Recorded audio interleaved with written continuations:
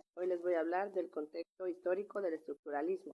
El estructuralismo es un movimiento europeo en el área de las humanidades que emergió en Francia a mediados de los años 50 y en el que el lenguaje desempeña una función clave. Los estructuralistas comenzaron por combinar el marxismo, el psicoanálisis, pero sobre todo es el positivismo que más marca esta corriente. El estructuralismo tiene sus raíces en la lingüística de Ferdinand de Saussure, 1857 a 1913, cuya principal propuesta es que el lenguaje no es ni una forma ni una sustancia. Su nacimiento real tuvo lugar en 1955, cuando el filósofo Claude Lévi-Strauss en 1908, influido por Saussure, pero también por los antropólogos y lingüísticos estadounidenses y los formalistas rusos, publicó en el Journal of American Folklore un artículo titulado El estudio estructural del mito. Un mito donde afirmaba que el mito, como el resto del lenguaje, está formado por unidades constituyentes que deben ser identificadas, aisladas y relacionadas con una amplia red de significados. Así pues, los fenómenos culturales pueden considerarse como producto de un sistema de significación que se define solo en relación con otros elementos dentro del sistema, como si fuera el propio sistema quien dictase los significados. Todo código de significación es arbitraria, pero resulta imposible aprenderse la realidad sin un código. Entre los principales teóricos del movimiento estructuralista destacan Roland Barthes, de 1915 a 1981, Michael Foucault, de 1926 a 1984, Jacques Lacan, de 1901 a 1981, Louis Althusser, de 1918, y más recientes, Jacques Derrida, en 1930. El estructuralismo ha sido criticado por su devaluación de la autonomía individual y su aparente desprecio de la historia. Hablando de estructuralismo, tenemos a dos personajes muy importantes. El primero, William Wundt, fue un psicólogo filosófico alemán que desarrolló el primer laboratorio experimental en Leipzig. En esta ciudad fue profesor del universitario Edward Brown Teacher, quien más adelante plantearía la teoría del estructuralismo según experimentos, ensayos y teorías estudiadas en conjunto a su maestro. A Wundt se le relaciona con frecuencia con la literatura antigua y la relación que tiene esta con la implementación de métodos similares de introspección. Wundt hace una aclaratoria sobre la validez que se le atribuye a las experiencias evaluadas bajo la lupa de introspección controlada y a las que se le han estudiado bajo corrientes filosóficas. En este caso se llama introspección pura. El siguiente personaje es Edward Teacher, un psicólogo británico que fue estudiante de William Wundt, quien se convertiría en su mentor a lo largo de su vida y lo incentivaría a exponer su teoría al mundo en sus años de adultez. Se mudó a Estados Unidos, país donde tuvo mayor éxito. Es considerado fundador del estructuralismo.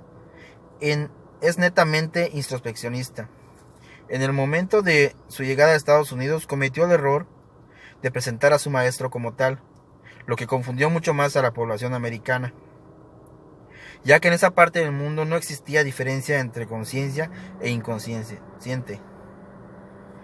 La realidad de Wundt era que no podía definir la introspección como método válido para alcanzar el inconsciente, ya que él entendía como introspección a la experiencia consciente, las cuales no tuviesen componentes externos influyentes.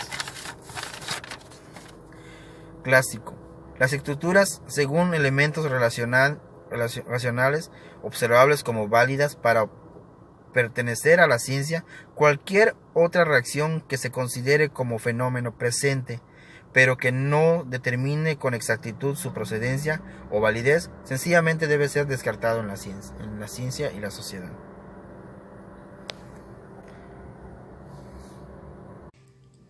¿Qué es el estructuralismo? Se denomina estructura a un conjunto de elementos que mantienen entre sí dependencia y relaciones recíprocas formando un todo, que se diferencia de la suma de cada parte, pues ésta vale en su relación con los demás elementos del sistema. Existen esquemas básicos o modelos sujetos a leyes de transformación que rigen la estructura. Gracias. De estructuralismo. Utilizaban la introspección como método principal de estudio. Así logra determinar con exactitud todos los componentes de la conciencia, misma que se vuelve individual según la necesidad de cada ser.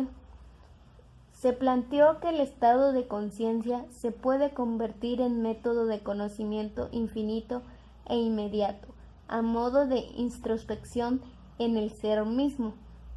Cada examen consistía en enfrentar al paciente con un objeto sin renegar de sus orígenes, clasificación y uso. Posteriormente, la persona debía ser capaz de nombrar o describir las características del objeto en estado de introspección. La única condición que se le imponía al paciente era no mencionar en ningún instante el nombre del objeto, para que así pudiese profundizar sobre sus demás características. Se clasificó a cada uno de los elementos de la mente, elementos de percepción, elementos de ideas y elementos de emociones. Estos pueden dividirse entre sus propiedades, cualidad, intensidad, duración, claridad y extensión. Las imágenes y sensaciones carecen de claridad, así que puede descomponerse como un grupo de sensaciones. Estos tres elementos mencionados con anterioridad concluyen en que cada sensación es elemental. Significa que todo razonamiento puede finalmente dividirse en sensaciones que se llegan única y exclusivamente a través de la introspección. Por ejemplo, interacción de elementos. Interactúan entre sí para poder crear una experiencia consciente. Reacciones físicas y mentales. Era poder relacionar los procesos físicos con las experiencias conscientes que cambios se experimentan el ser sometidos a la introspección.